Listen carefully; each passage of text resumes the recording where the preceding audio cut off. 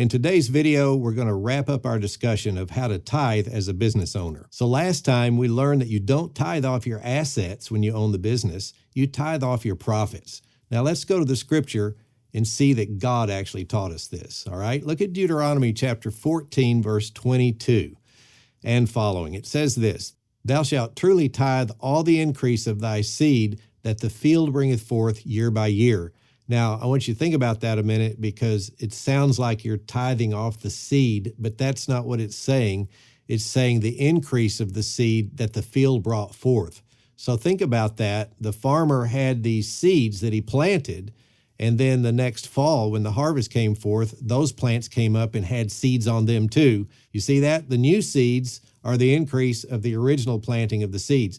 The farmer doesn't tithe off that original planting. He tithes off of the increase. And that word, by the way, in the Hebrew means profit. You know, if you read that quickly and you don't understand that, you'll miss it. So now we see what it means. Now look at verse 23. "And thou shalt eat before the Lord thy God in the place which he shall choose to place his name there. And there the tithe of thy corn, of thy wine, and of thine oil, and the firstlings of the herds of thy flocks, that thou mayest learn to fear the Lord thy God always." Now, you think about that because that expanded it now beyond agricultural that has to do with seeds and plants and so forth, fruit, vegetables. Now we're talking about flocks. Let's say you inherited $500,000 worth of cattle from your grandfather. You shouldn't tithe off of that value. You should let those cattle produce calves, and when you take the calves to the sale barn and you make a profit, you tithe off of that. So now it says that when we tithe in this manner, that we learn the fear of the Lord always. Most of us start out having a job, but what I've always taught is that is not the end, that's the means, because we should lay aside money every month from the job and eventually build a business of our own.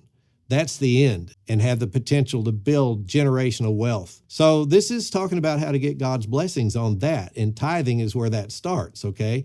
Now let's look at this word in the passage we just read called increase in the English. In the Hebrew, that word is tebah, and it means revenue.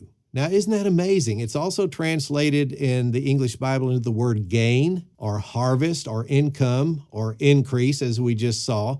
But it's talking about the profit. So this scripture clearly teaches that one should only tithe the increase, the revenue or the profit. To tithe the increase means to give 10% of the increase, in other words, the new money that comes forth, and you give that to the Lord's work.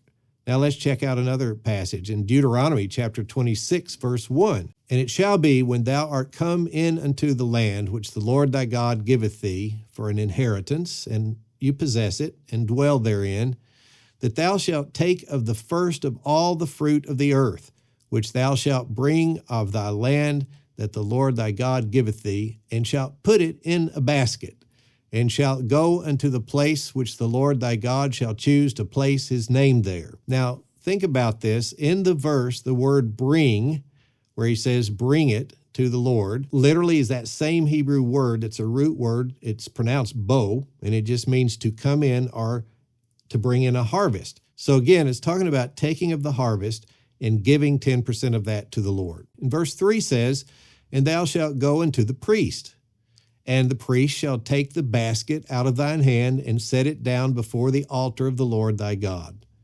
Now in Deuteronomy 26, verse 8, it says, "And the Lord brought us forth out of Egypt with a mighty hand and with an outstretched arm and with great terribleness and with signs and with wonders. And he hath brought us into a place and hath given us this land, and even a land that floweth with milk and honey." You know what's interesting about that is that when they came out of Egypt, they were given all manner of gold and silver and earrings and jewelry of all kinds, and they did not tithe off of that. They took that with them as their assets, right?